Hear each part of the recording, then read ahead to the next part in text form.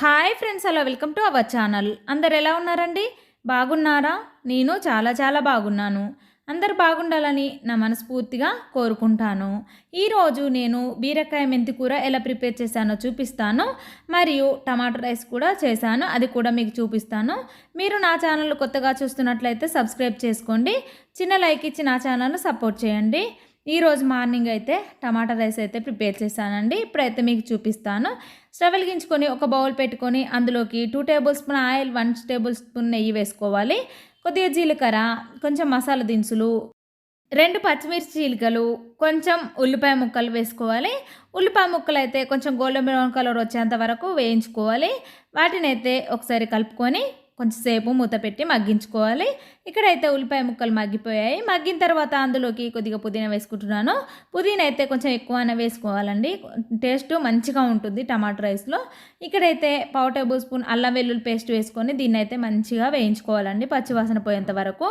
ఇది వేగిన తర్వాత అందులోకి తగినంత కారం, తగినంత సాల్ట్, 1/2 టేబుల్ స్పూన్ జీలకర్ర పొడి, 1/2 table spoon garam masala, 1 table spoon ధనియాల పొడి, ఇవన్నీ వేసుకోవాలి. వేసిన తర్వాత మంచిగా కలుపుకోవాలి.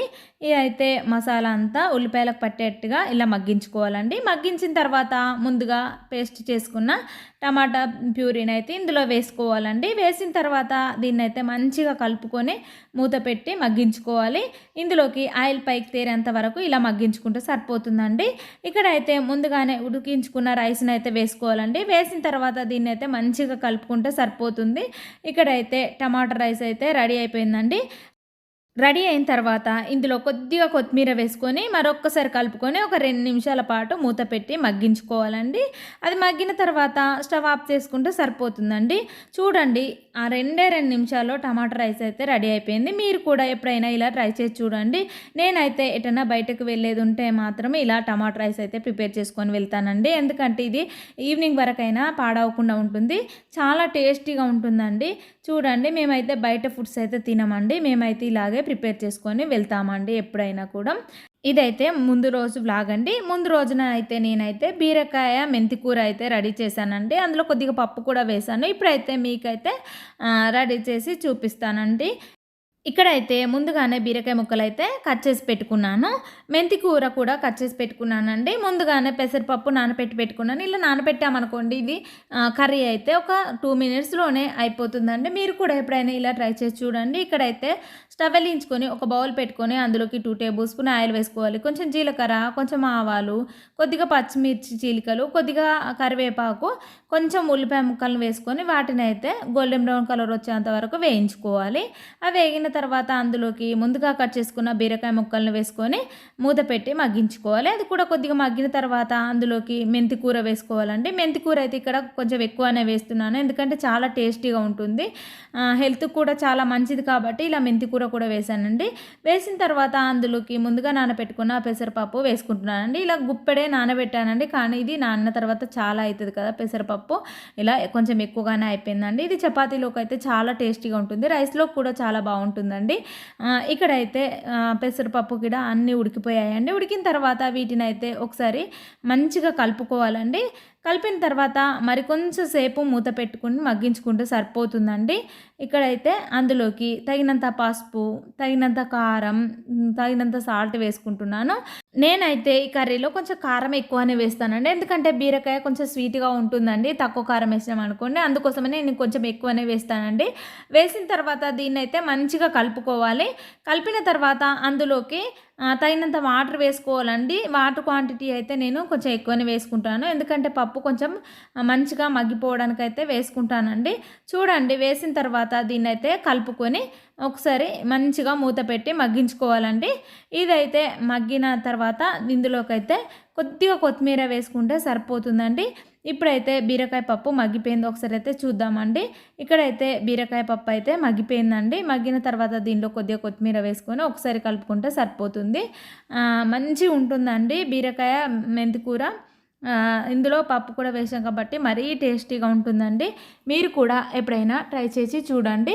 ఇక్కడైతే కర్రీ అయితే రెడీ అయిందండి. రెడీ అయిన తర్వాత ఇప్పుడైతే స్టవ్ ఆఫ్ చేసుకుంటే సరిపోతుంది. ఇక్కడైతే పిల్లలకైతే స్నాక్స్ బాక్స్‌లోకైతే కార్న్ ఉడికించుకుంటున్నానండి. ఇక్కడ కొద్దిగా సాల్ట్ వేసుకొని కుక్కర్‌కు విజిల్ పెట్టుకొని 3 విజిల్ వచ్చేంత వరకు ఉడికించుకుంటే సరిపోతుందండి. కార్న్ అనేది చాలా టేస్టీగా ఉంటుందండి. మీరు కూడా ఎప్పుడైనా ఇలా ట్రై చేసి చూడండి.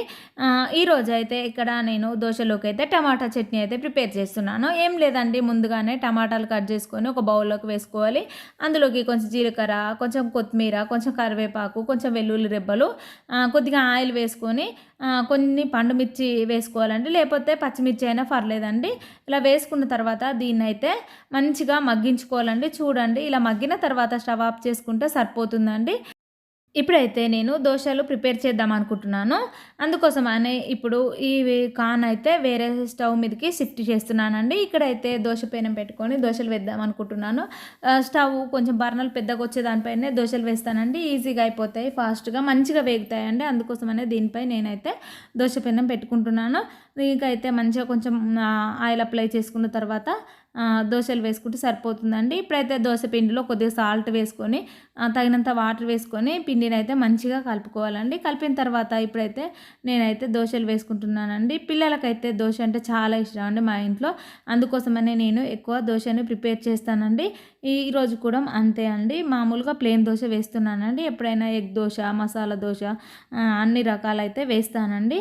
ఈరోజైతే ఇలా టిఫిన్ అయితే ప్రిపేర్ చేస్తున్నాను. ఇక్కడైతే టమాటా చట్నీ అయితే ప్రిపేర్ చేస్తున్నానండి. ఎందుకంటే మనం దోశ కాలేలోపు అయితే చట్నీ అయితే రెడీ అయిపోతుందండి. పిల్లలైతే చాలా ఇంట్రెస్ట్గా తింటారండి. అందుకోసమని ఈరోజైతే రెడ్ చట్నీ అయితే ప్రిపేర్ చేశాను. ఇప్పుడైతే చట్నీ అయితే రెడీ అయిందండి. ఇక్కడ దోశ కూడా వేగిపోయిందండి. దోశనైతే వేరొక ప్లేట్లోకి తీసుకుంటే సరిపోతుందండి. ఇక్కడ చట్నీ కూడా రెడీగా చేసేసానండి. చేసిన తర్వాత చట్నీని కూడా ఈ బౌల్లోకి అయితే తీసుకుంటున్నానండి. ఎందుకంటే టమాటాలు వేయించిన బౌల్లోనే కొద్దిగా ఆయిల్ ఉంటుంది కాబట్టి నేనైతే ఈ చట్నీని అయితే అందులో వేసుకుంటానండి. ఇక్కడైతే పిల్లలకైతే చట్నీ అయితే రెడీ అయింది. టిఫిన్ అయితే తినేసి వాళ్ళైతే స్కూల్కి వెళ్తారండి. నేనైతే ఈలోపు మరికొన్ని దోశలు అయితే వేసిస్తానండి. చూడండి, ఇక్కడ కార్న్ కూడా ఉడికిపోయిందండి. ఉడికిన తర్వాత స్టవ్ ఆఫ్ చేసుకుంటే సరిపోతుందండి. ఇలా ఫాస్ట్గా మనం ఎన్ని పనులైనా చేసుకోవచ్చు అండి మార్నింగ్ టైంలో. చూడండి, ఇక్కడైతే దోశ వేగిపోయింది. వేగిన తర్వాత దీన్ని మరొక సైడ్కు టర్న్ చేసుకొని దీన్నైతే తీసుకుంటే సరిపోతుందండి. ఇప్పుడైతే పిల్లలకైతే టిఫిన్ అయితే పెట్టి ఇచ్చేసానండి. వాళ్ళకైతే lunch box, snacks box, water bottles ఇవన్నీ రెడీ చేసి పెడతానండి. ఈలోపు అయితే పిల్లలు కూడా రెడీ అయిపోతారు. వాళ్ళైతే స్కూల్కి వెళ్ళిన తర్వాత మిగతా పనులన్నీ నేనైతే చేసుకుంటానండి.